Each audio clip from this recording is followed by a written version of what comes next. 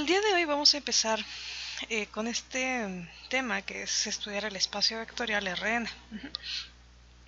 Ustedes ya habían visto en clases anteriores, cuando les definí R2, les definí un conjunto que era el producto cartesiano de R con R y tenía por ahí ciertas operaciones asociadas, ¿no? De manera general, pues las operaciones como iban, era si tú sumabas dos vectores, dos parejitas, lo que hacías era sumar entrada-entrada. Y si tomabas un escalar, entonces ese escalar por una parejita era como que el escalar entraba, ¿no?, en cada coordenada. Muy bien, bueno, pues esas definiciones se pueden extender para un conjunto un poco más grande, ¿sí? Que hemos llamado Rn. Ajá. Entonces, ¿en qué consiste este espacio vectorial Rn? Bueno, va a consistir en que los elementos ahí van a ser colecciones ordenadas de n números reales. Ajá. Entonces, ¿qué quiere decir? Que se van a ver de esta forma, ¿no? Va a ser como un paréntesis y dentro del paréntesis vamos a poner n números reales en un orden específico, ¿sale? ¿Y qué van a tener? Esas parejitas es que van a poder sumar, vamos a definir una operación suma de esta forma, ¿sí? Y esta operación suma, ¿cómo es? Pues es entrada-entrada. Suman las primeras dos entradas y lo ponen en la primera entrada. Suman las segundas dos entradas y las ponen en la segunda entrada. ¿Sí? Muy bien.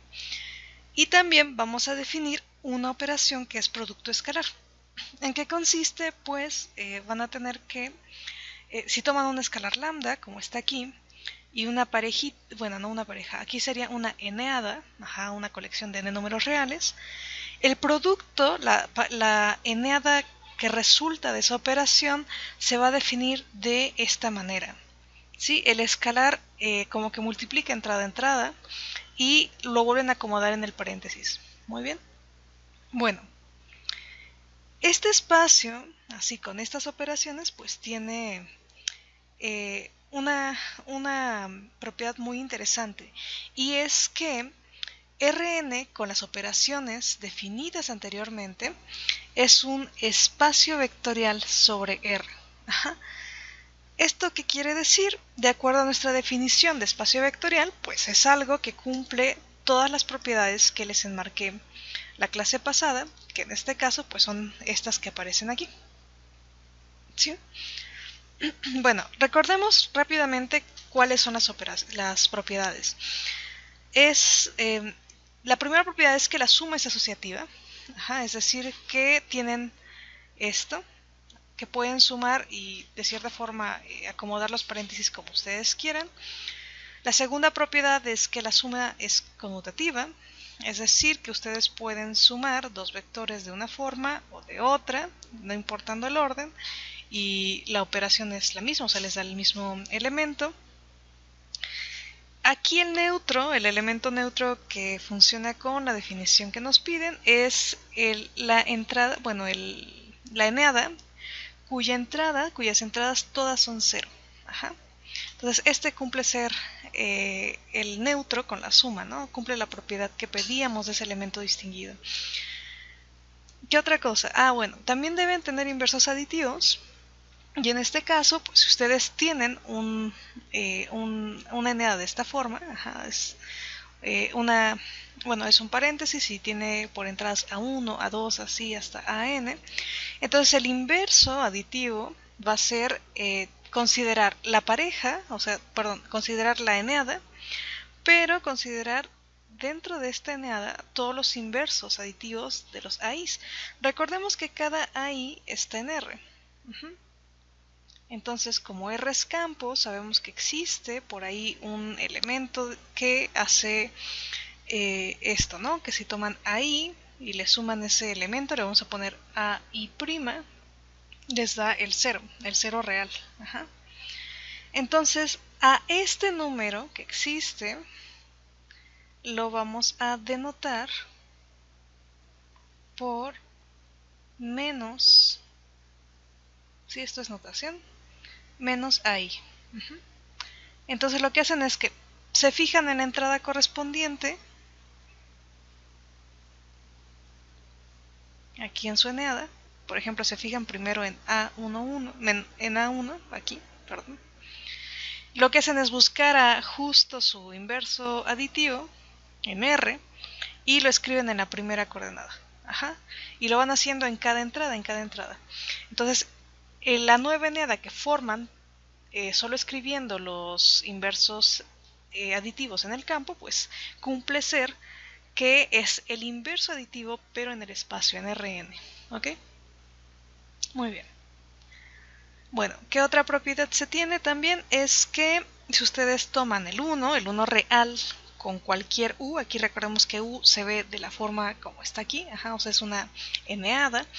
Si hacen eso con las operaciones que les definí antes, los deja igual, ¿sí? Es decir, 1 por U pues les da U.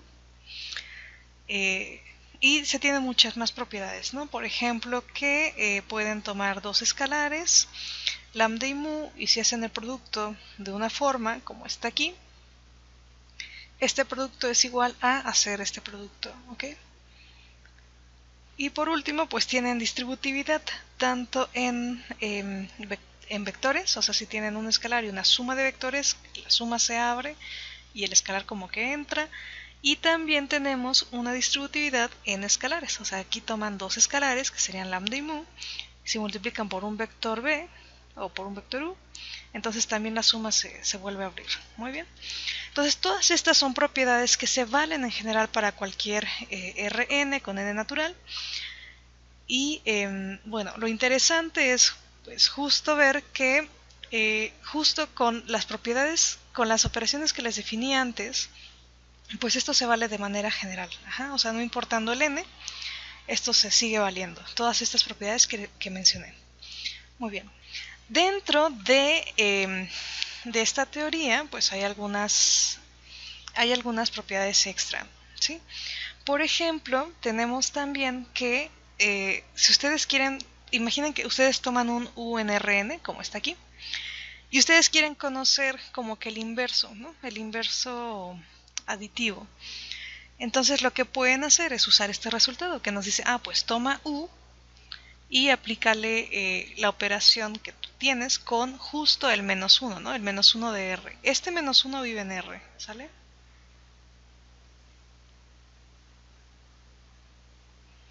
Entonces pueden hacer esta operación, el producto de -1 porque vive en R, con un vector U. Entonces, esa es una propiedad interesante. Otra propiedad que también es útil es esta. Si ustedes tienen el 0 real con un vector, bueno, una eneada, y hacen el producto como está definida las operaciones, esto les va a dar el 0 vector. Aquí no hay que confundir. Este 0 que aparece aquí es un 0 que es un real, o sea, es el 0 real. Este U que aparece aquí, pues es un vector, ¿no? Esto es U, es vector. Entonces, este U, de manera general, pues como se ve por ejemplo A1, A2, así hasta AN, ¿sale? Y este 0 que tiene la barrita aquí arriba es el 0 vector. ¿Sí? Es el 0 vector. ¿Sí? Es decir, este 0 barra es una eneada donde todas las entradas son 0. ¿Sí? Entonces, este resultado, ¿qué nos estaría diciendo? Pues nos estaría diciendo, si tú tomas el 0 real, lo multiplicas por cualquier eneada, A1, A2, AN, recordemos que esto por definición, ¿cómo estaba definido el producto? El producto era, el escalar entra multiplicando a cada coordenada, entonces aquí tendríamos pues 0 por A1, luego así hasta 0 por AN. Pero esto último, como estamos en R, y R es un campo, 0 por cualquier cosa, aquí va a ser 0.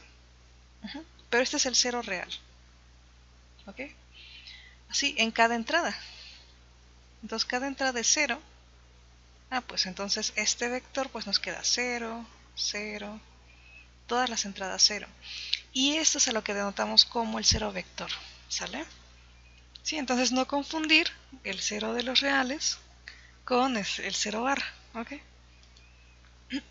Y bueno, algo más interesante también es esto último que aparece aquí, justo el tercer inciso.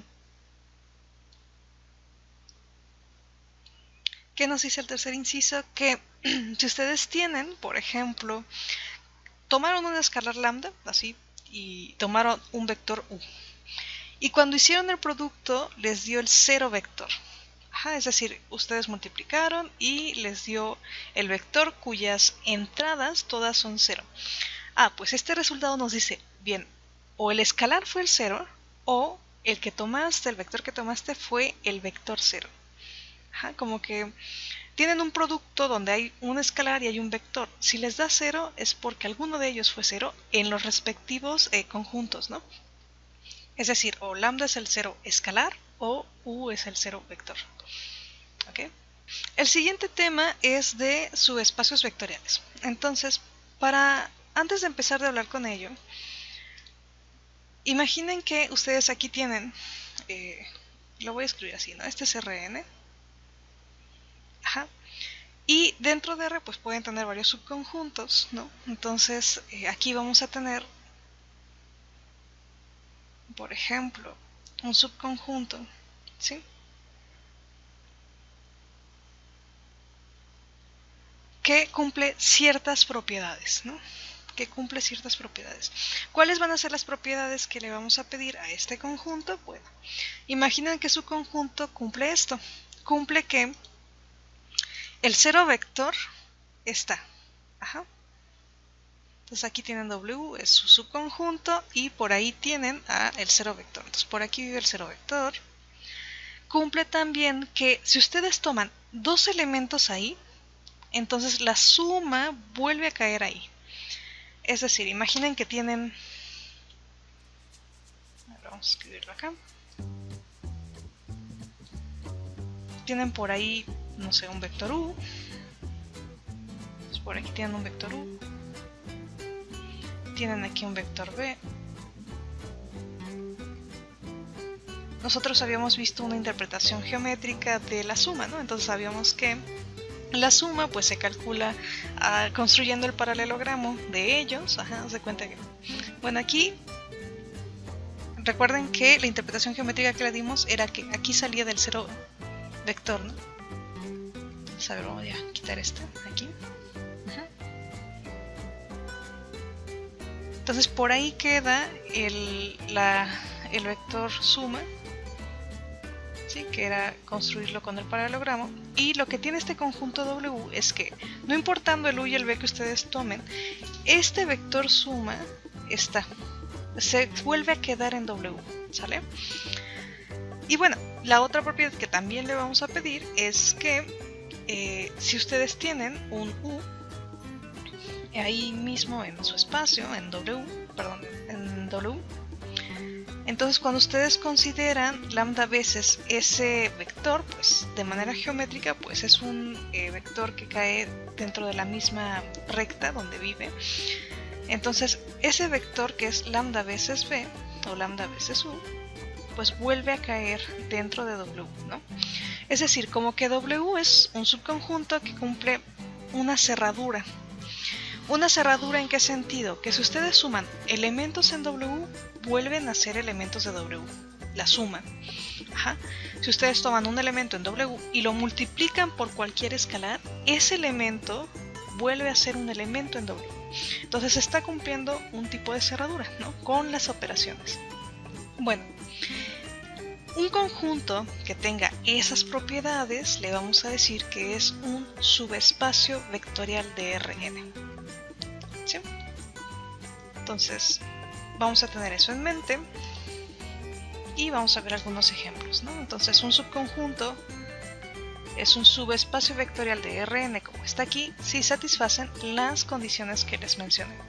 El 0 está, se cierra bajo suma y se cierra bajo producto escalar.